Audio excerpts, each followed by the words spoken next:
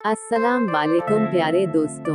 आज की इस वीडियो में हम आपको एक शहजादे का बहुत ही प्यारा किस्सा सुनाएंगे कि किस तरह शहजादा सुनहरी परी की तलाश में निकला और जब उसे सुनहरी परी मिल गई तो नौकरानी ने किस तरह सुनहरी परी को मारकर खुद को सुनहरी परी बांधकर शहजादे को धोखा दिया और शहजादे के महल में उसकी बीवी की हैसियत से रहने लगी। उसके बाद शहजादे ने उसे धोखेबाज नौकरानी के साथ क्या किया, ये सब आप आज की इस वीडियो में जानेंगे, तो इस वीडियो को मुकम्मल देखते रहिए।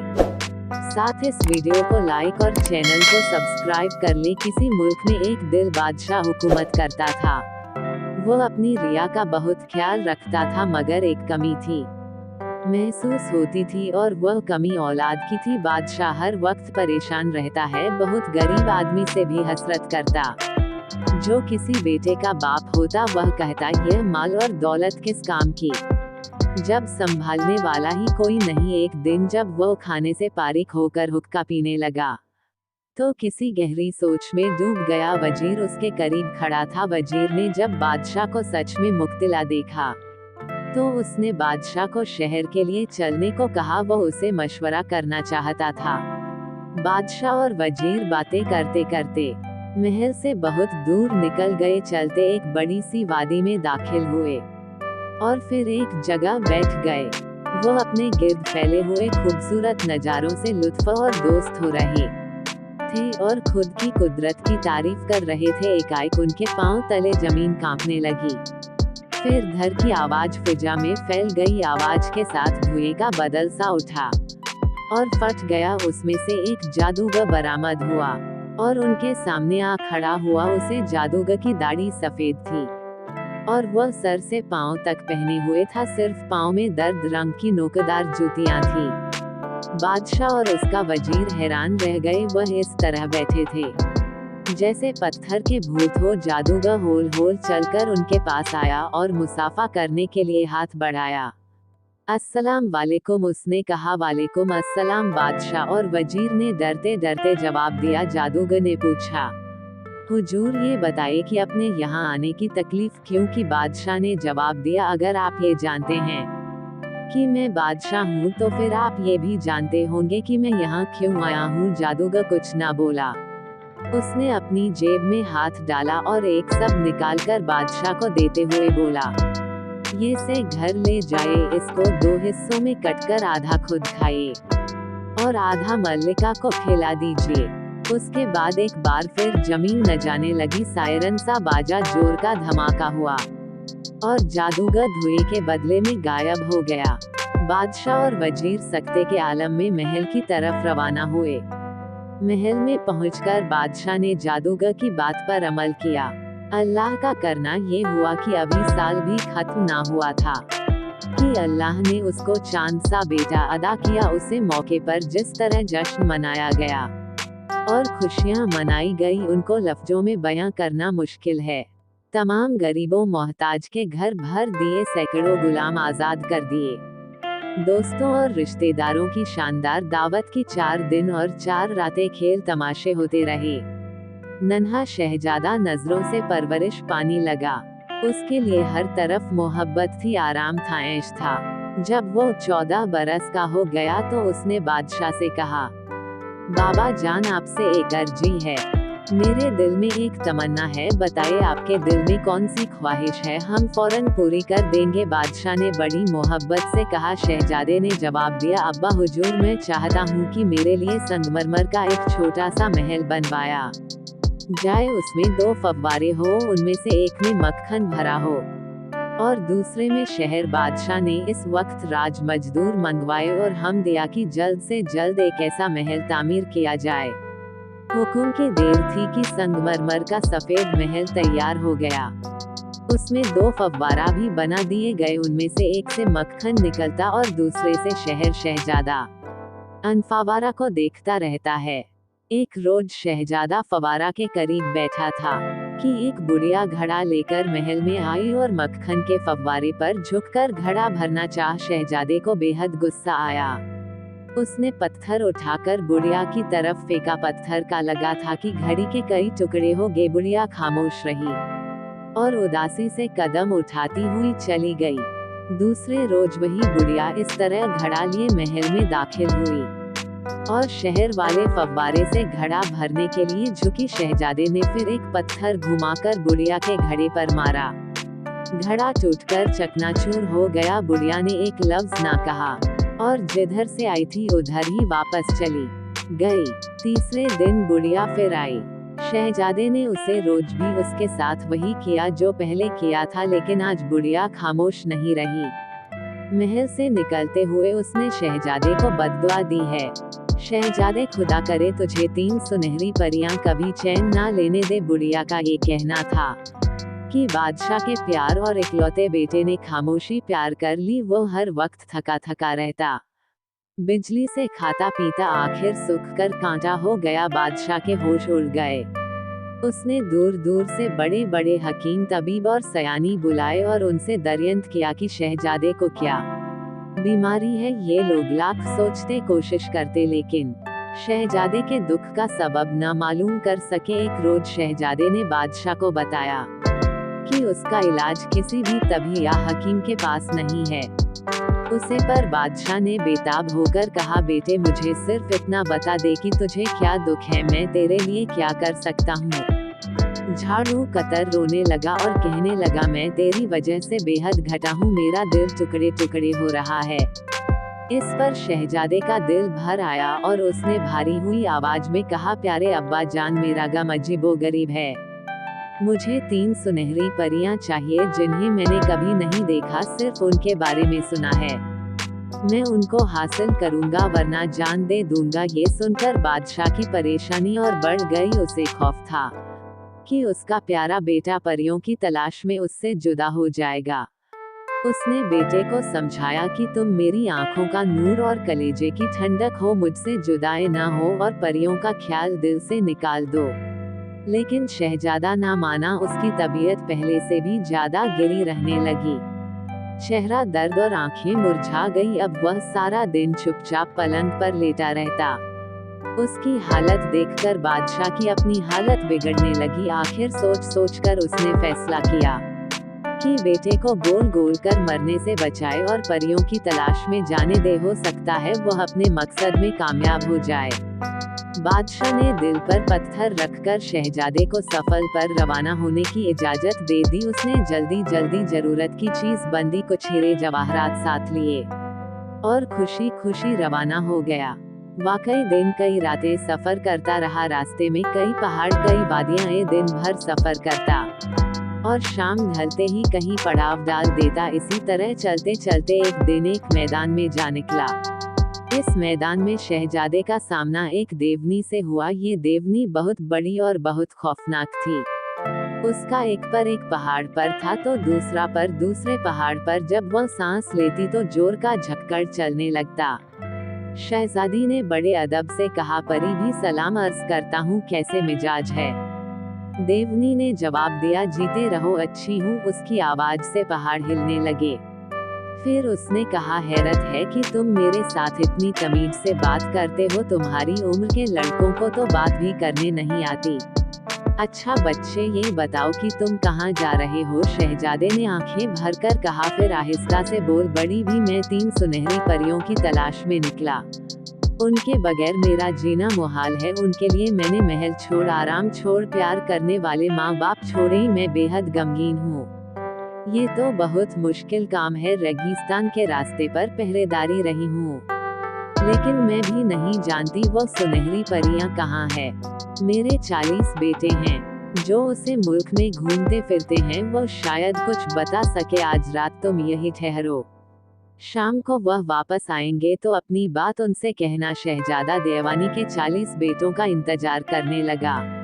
जब सूरज ने अपनी रोशनी समेट ली और रात ने डेरा डालना शुरू किया तो देवनी ने अपनी उंगली उठाई और शहजादी की पोस्ट कुछ हुआ। शहजादा इस वक्त पानी का घड़ा बन गया। देवानी के 40 बेटे वादी में वापस आए तो शहजादा घड़ी की शक्ल में देवनी के पास ही पड़ा हुआ था। देवनी का बड़ा बेटा, हमें इंसान की बो आ रही है। फिर वह हर तरफ आदमी को तलाश करने लगे। उन्होंने पहाड़, उथलन और वादियों में खोज लगाया, मगर इंसान ना मिला था। हार कर बैठ गए और खाना खाने लगे। जब खूब पेट भर गया और तसल्ली से एक तरफ बैठ गए, तो माँ ने आहिस्ता से पूछा, बेटा, अगर मैं तुमसे कहूँ कि तुम्हारा एक भाई और भी है और वह इंसान है, तो क्या करोगे? बड़े बेटे ने जवाब दिया, अगर वो हमारा भाई है तो हम उसको प्यार करेंगे और उसकी हिफाजत करेंगे। दूसरे 39 भाइयों ने भी एक आवाज होकर कहा, बिल्कुल बिल्कुल, बड़ा भाई ठीक कहता है, हम उसको प्यार करेंगे। पलक झपकते ही उनके सामने एक खूबसूरत शहजादा खड़ा था। देवनी ने कहा, जो मेरे बच्चों, यही तुम्हारा छोटा भाई है। देवनी के 40 बेटे उसे छोटे से प्यारे भाई को पाकर बेहद खुश हुए। हरदेव शहजादे की खातिर मदद करना चाहता था। एक उठा और भेद पकड़ लाया, दूसरे ने आग जला दी, बाकियों ने भेद की खाल उतर और बेटियां बनाकर उन्हें आग पर भून ली। फिर खुशी खुशी शहजादे को भुना हुआ गोश्त खिलाया।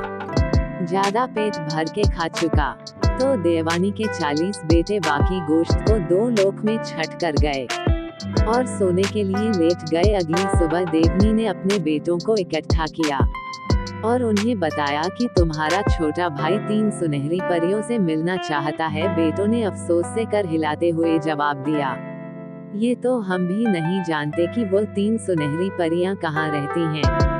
वो तो हम भी नहीं जानते, लेकिन इतना कर सकते हैं कि अपने भाई को खाला जान के पास ले जाएं, शायद वह कुछ बता सके। देवनी ने कहा, अच्छा बेटा, इसको खाल के पास ले जाओ, उससे कहना कि इसकी हर मुमकिन मदद करे। मन से इजाजत लेकर 40 देव शहजादे को उन पहाड़ों पर ले गए जहां उनकी खाला रहती थी। उन्होंने खाल को शहजादे के दुख का किस्सा सुनाया और कहा कि किसी तरह इस सुनहरी पारियों तक पहुंचा दो। कल ने मजबूरी जाहिर करते हुए कहा, बेटा, मैं भी नहीं जानती कि 3 सुनहरी परियां कहाँ होती है। यह आज मेरे पास है, रे शाम को मेरे साथ बैठे आएंगे और शायद इसकी मदद कर सके, लेकिन पहले मैं इस लड़के को कहीं छुपा दूंगी।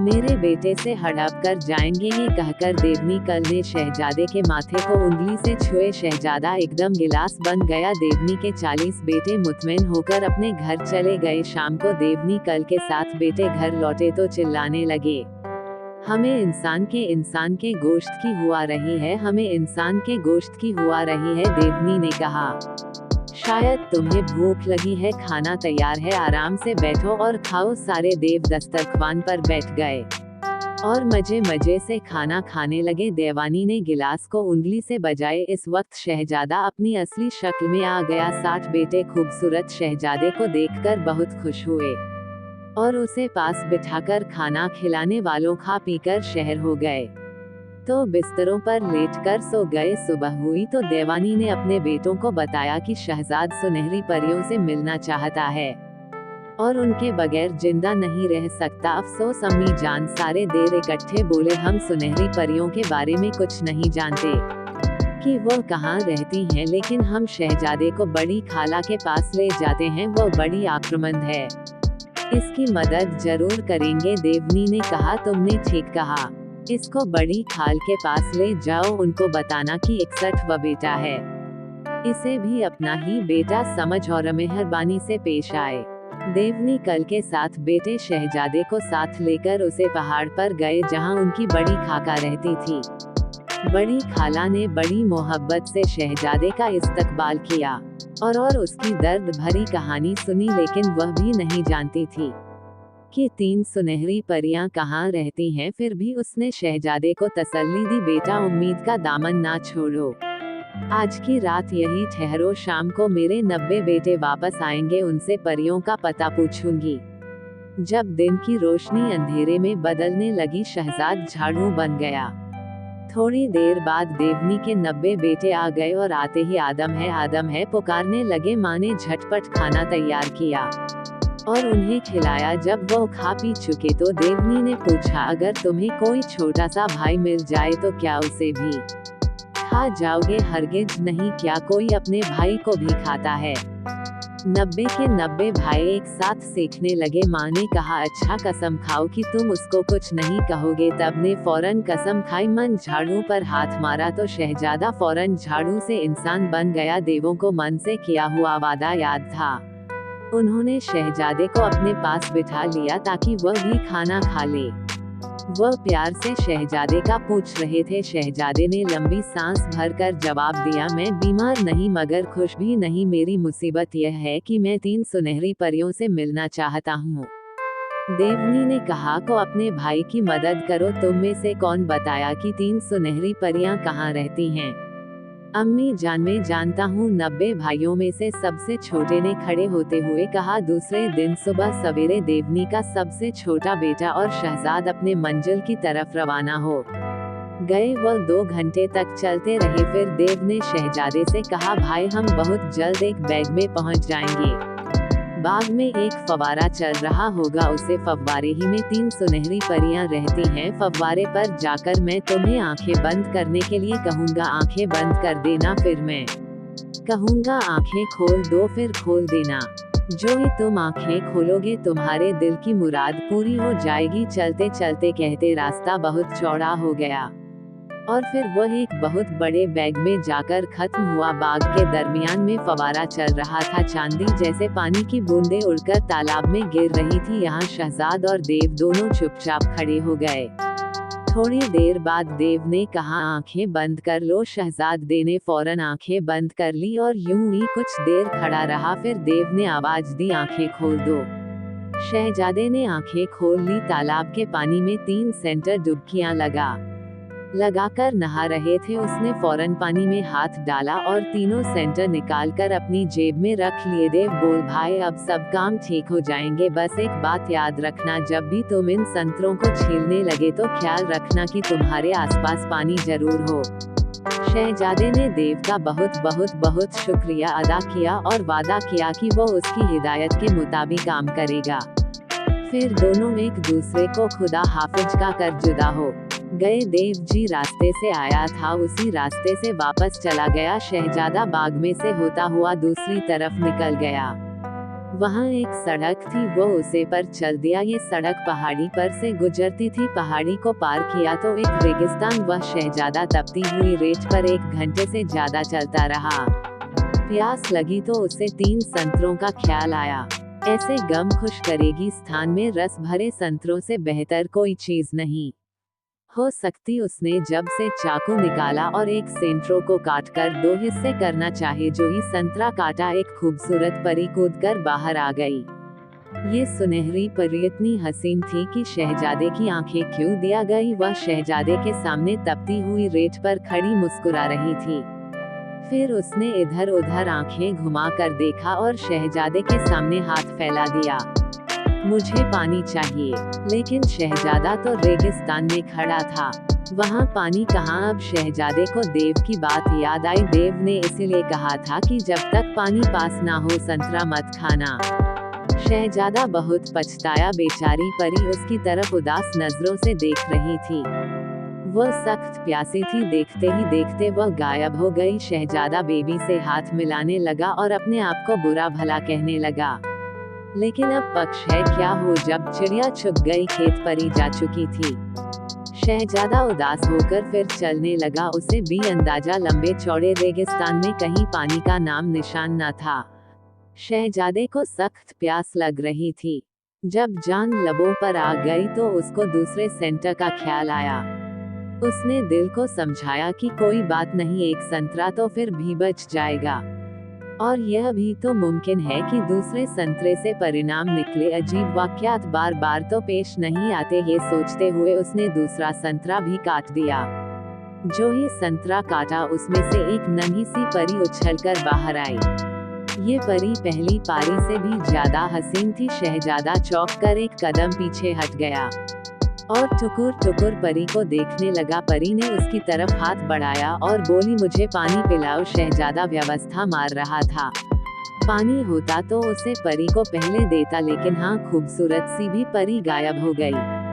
शहजादे ने अपना सफर जारी रखा और दिल ने पक्का इरादा कर लिया। कि चाहे वह प्यासा मर जाए, आखिरी सेंटर को उसे वक्त तक नहीं चलेगा जब तक आसपास पानी न हो। रेगिस्तान में भटकते भटकते दूसरा दिन भी आधा गुजर गया। अचानक उसे चश्मा बहाने की आवाज सुनाई थी। वो गिरता पड़ता चश्मा तक पहुंचा, चुल्लू भर भर कर ठंडा पानी पिया और खुद का शुक्र अदा किया। प्यास बुझाने के बाद उसने जब से चाकू निकाला और आखिरी संतरा काटा। जो ही संतरा के 2 हिस्से हुए, उसमें से एक नाजुक सी परी उछलकर बाहर आई। ये परी पहले दोनों पारियों से ज्यादा नाजुक और हसीन थी। उसने भी हाथ बढ़ाकर शहजादे से पानी मांगा। पानी मुझे अपनी चाहिए। शहजादा उसे चश्मा पर ले गया। उसने खूब सारा पानी पिया और फिर शहजादे के पास खड़ी हो गई। शहजादे ने फैसला किया कि इस पारी को किसी डोलिया गाड़ी में ले जाना चाहिए, वरना लोगों में बेइज्जती होगी। यह सोचकर उसने परी से कहा, मैं तुम्हारे लिए गाड़ी लेने जा रहा हूँ, तुम यही इंतजार करना, मैं जल्द लौट आऊंगा। ये कि उसने परी को चश्मे के पास एक दर्द की शाख पर बिठा दिया और हिम्मत की कि यहाँ से हर कीमत हिलना नहीं। परी दर्द पर बैठी इंतजार करती रही। काफी देर हो गई कि शहजाद लौटकर न आया। इतने में परी को किसी की आवाज सुनाई दिए। शहजादा नहीं था, बल्कि कोई नौकरानी थी जो अपनी मालकिन के लिए चश्मे से पानी लेने आई थी। नौकरानी के हाथ में घड़ा था। जब वो घड़ा भरने के लिए झुकी तो उसे पानी में परी का अक्स नजर आया। नौकरानी ने समझा, यह मेरा ही अक्षय। वह इतरा कर बोली, वह मैं तो अपनी मालकिन से भी ज्यादा खूबसूरत हूँ, उसे मेरी खिदमत करनी चाहिए, ना कि मुझे उसकी। ये कहकर उसने घड़ा जमीन पर दे मारा और अपनी मालकिन के घर चली गई। मालकिन ने उसे खाली हाथ आते देखा तो सवाल किया, पानी कहाँ है? घड़ा टूट गया। नौकरानी ने जोर से जवाब दिया, मैं तुमसे ज्यादा हसीन हूँ, तुम्हारी नौकरानी क्यों बनूं? तुम खुद पानी लेकर आओ, क्या कहना है तेरे? मालकिन चिल्लाई, ये कहाँ चली आज यकायत हसीन कैसे बन गई? यह कहकर उसने नौकरानी के सामने आईना कर दिया। नौकरानी ने आईने में शक्ल देखी तो बेहद शर्मिंदा हुई। उसने दूसरा घड़ा उठाया और चश्मे से पानी लेने चली गई। चश्मा पर वही वाकया पेश आया। वह घड़ा भर चुकी तो पानी में परी का चेहरा दिखाई दिया। मैं हसीन हूँ, मैं यकीनन अपनी मालकिन से ज्यादा हसीन हूँ। ये कहकर उसने दूसरा घड़ा भी तोड़ दिया और मालकिन के पास चली गई। मालकिन ने पूछा, पानी कहाँ है और दूसरे घड़े का क्या हुआ? नौकरानी ने गुरूर से कहा, तुम्हें मेरा पानी भरना चाहिए, मैं तुमसे ज्यादा हसीन हूँ, मैं तुम्हारी खिदमत क्यों करूँ? वह मेरा ख्याल है, तुम पागल हो गई हो, एक बार आईना फिर से देखो। मालकिन ने कहा। आईना देखकर नौकरानी फिर शर्मिंदा हुई और तीसरी बार पानी भरने चश्मा पर चली गई। इस दफा भी उसे पानी में वही हसीन चेहरा दिखाई दिया। अब वो तीसरा घड़ा तोड़ने ही वाली थी कि दर्द पर बैठी सुनहरी परी ने कहा, नाना अब घड़ा मत तोड़ना, पानी में तुम्हें मेरा चेहरा नजर आता है, दोबारा झांक कर देखो। लेकिन नौकरानी ने पानी में देखने के बजाय ऊपर दर्द की तरफ देखा। उसकी निगाह खूबसूरत परी पड़ी, उसके दिल में खोट थी। उसने बड़ी नरमी से कहा, नन्ही परी तुम थकी हुई लगती हो, आओ मेरे जानू पर सर रखकर थोड़ी देर आराम कर लो। ये कहा और सुनहरी परी का खूबसूरत सर अपनी गोद में रख लिया। जब परी बातें करती हुई उसकी गोद में सो गई तो नौकरानी ने अपनी जेब में से सी निकली और परी के माथे में सुई चुभते ही नन्ही परी एक छोटा सा परिंदा बन गई और उड़कर दूर चली गई। नौकरानी दरख्त पर बैठी रही। जब शहजादा गाड़ी लेकर वापस आया तो नौकरानी सुनहरी परी की जगह बैठी थी। शहजादा उसे देखकर हैरान रह गया।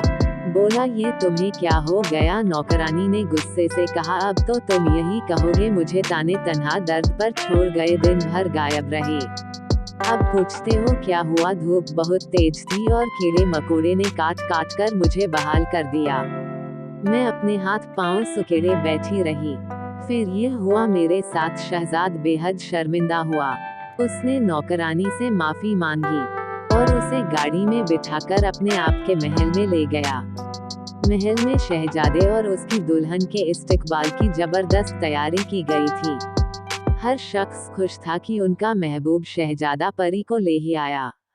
लेकिन जब उन्होंने नौकरानी को देखा तो बहुत हैरत हुई, जैसा सुना था वैसी वह हरगिज ना थी। बादशाह ने बेटे से कहा, यह शायद अक्लमंद हो लेकिन खूबसूरत हरगिज नहीं, लेकिन खूबसूरत हरगिज नहीं थी। शहजादे ने जवाब दिया, और हसीन थी, कसूर मेरा है।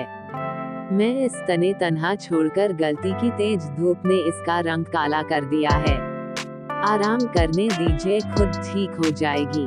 महल में खूबसूरत बाग था। एक दिन बाग का मालिक पौधों की देखभाल कर रहा था कि एक सुनहरी परिंदा उड़ता हुआ आया और उसके कंधे पर बैठ गया।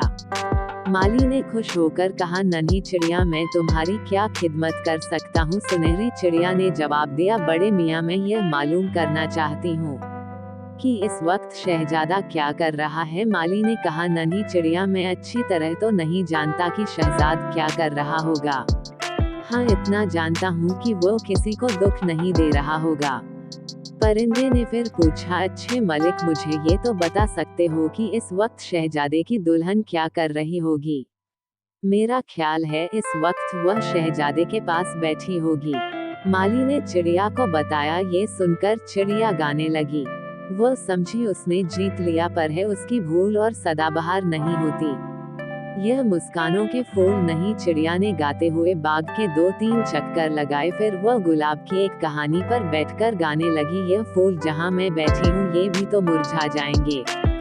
ये गाकर नन्ही चिड़िया उड़ती हुई बाग से निकल गई। दूसरे दिन वह फिर बाग में आई और माली से शहजादे और दुल्हन के बारे में पूछा। तीसरे दिन फिर आई। हर बार माली वही जवाब देता और हर बार सुनहरी चिड़िया वही गाना गाकर मलिक को सुनाती। बेचारा माली नन्ही चिड़िया की बातों पर हैरान था और अपने फूलों की वजह से परेशान। बादशाह माली के लगाए हुए गुलाब के पौधों की वजह से उसकी बहुत आइजेट करता था। एक दिन शहजादा बाग में अकेला टहल रहा था। अचानक उसकी नजर गुलाब के उन पौधों पर पड़ी जिनके फूल मुरझा चुके थे।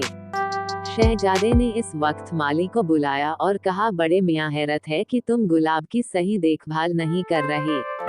देखो, इन तीनों पौधों के फूल मुरझा चुके हैं। इसकी क्या वजह है? माली ने जवाब दिया, सरकार, यह एक सुनहरी चिड़िया की वजह से मुरझाए हैं। ये कहकर उसने शहजादे को चिड़िया के बारे में पूरी तहसील सुना दी और यह भी बताया कि चिड़िया दर्द भरा गाना गाती है और जी गुलाब की टहनी पर बैठी है, वह सूख जाता है। शहजादे ने माली को हुक्म दिया कि बाग में एक फंदा लगाओ और जब चिड़िया आए तो उसे पढ़कर मेरे सामने पेश करो। माली ने शहजादे के हम पर दर्द की टहनी पर फंदा लगा दिया। अगले रोज सुनहरी चिड़िया बंद हो गया और चिड़िया उसमें फंस गई। माली चिड़िया को पढ़कर शहजादे के पास ले गया। शहजादे ने चिड़िया को पिंजरे में बंद कर दिया। शहजादी की दुल्हन ने जब उसे नन्ही चिड़िया को देखा तो उसे शक हुआ कि हो ना हो यह वही सुनहरी परी है जिसकी उसने सी चुप हुई थी। उसकी फिक्र हुई कि उसका भेद खुल जाएगा।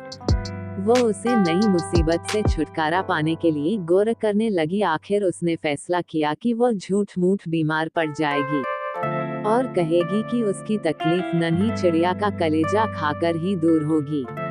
इस मकसद के लिए उसे तबीब को रिश्वत भी देना होगी ताकि वो वही इलाज बताएं जो वह चाहती है। खूब सोच समझकर उसने महल के तबीब के लिए कीमती तैयार किया और उनसे कहा कि अगर मैं अपने मकसद में कामयाब हो गई तो तुम्हें माला माल कर दूंगी। सब इंतजाम मुकम्मल करके मक्कार नौकरानी पलंग पर लेट गई और शहजादे को आता देख आंख बंद करके करने लगी। शहजादे ने अपनी दुल्हन को यूं तड़पते देखा तो घबराकर बोला, मेरी दुल्हन को क्या तकलीफ है? नौकरानी ने करते हुए कहा, मुझे लगता है जैसे मेरा आखिरी वक्त आ गया है। तबीब को फौरन बुलाया गया। उन्होंने शहजादे की दुल्हन को बेचैनी से करवटें बदलते देखा तो कर जोड़कर बैठ गए। आखिरकार उन्होंने शहजादे को बताया कि दुल्हन को एक खास किस्म के परिंदे की कलेजी खिलाई जाए तो उसका रोग दूर हो जाएगा, वरना बचना मुश्किल है। सबसे बड़े तबीब ने दाढ़ी को जाते हुए कहा, मैंने आज सुबह इस किस्म का परिंदा शाही बाग में उड़ते हुए देखा है। मेरा ख्याल है वह परिंदा तो मेरे पिंजरे में है। ये कहकर शहजादे ने गुलाम को पिंजरा लाने के लिए कहा। गुलाम पिंजरा ले खाया। रात तो सुनहरी चिड़िया को देखकर नौकरानी का दिल जोर जोर से धड़कने लगा। हाँ, यही वो परिंदा है, बड़े तबीब ने जल्दी से कहा। इस परिंदे का गोश्त खाने से शहजादी का मर्ज दूर हो जाएगा। ये कहकर तभी कमरे से बाहर निकल गए। शहजादे ने गुलाम से कहा कि सुनहरी चिड़िया को विवाह करके इसकी कलेजी ढूंढ लो। जब गुलाम चिड़िया की कलेजी भून कर लाया तो शहजादे ने अपने हाथों से दुल्हन को खिलाई। वो एकदम उठकर खड़ी हो गई, जैसे उसे कोई दुख दर्द न था। जब चिड़िया को जीवा करके मुझे जा रहे थे तो एक पर उड़कर दूर जा गिरा। उसे पर किसी की नजर ना पड़ी। बाकी पैरों को समेटकर कूड़े के डिब्बे में डाल दिया गया। जिंदगी फिर पहले की तरह गुजरने लगी। शहजादे को अब भी उम्मीद थी कि उसकी दुल्हन की मोहिनी सूरत वापस आ जाएगी और वो पहले की तरह हसीन परी बन जाएगी। लेकिन दुल्हन का चेहरा तो क्या हसीन होता, आदतें भी खराब होती गई। वो बेहद मगरूर और नकचड़ी होती गई जा रही थी। एक दिन एक बुढ़िया को, जो महल में काम धंधा करने आई थी, सुनहरी चिड़िया का गिरा हुआ पर उसको मिल गया। ये बेहद खूबसूरत था। बुढ़िया ने उसे अपने गिरेबान में रख लिया और घर ले गई। घर ले जाकर उसने पर को दीवार में गड़ दिया ताकि वह चलती फिरती उसे नाजुक और खूबसूरत पर को देखते रहे। एक दिन बुढ़िया महल में काम करने गई हुई थी कि हवा के झोंके से यह पर दीवार से गिर गया और गिरते ही उसे खूबसूरत परी में बदल गया, जिसको शहजादा डाक पर इंतजार करता छोड़ आया था। परी चुपके से उठी और कमरे में बिखरी हुई चीजों को ठीक करने लगी। फिर उसने खाना पकाया। खाना तैयार हो गया तो उसे दस्तार रखवान पर लगाकर दोबारा परी बन गई और दीवार के सुराख में जा बैठी। शाम को बुढ़िया घर लौटी तो सीधी चूल्हे के पास गई। वहाँ खाना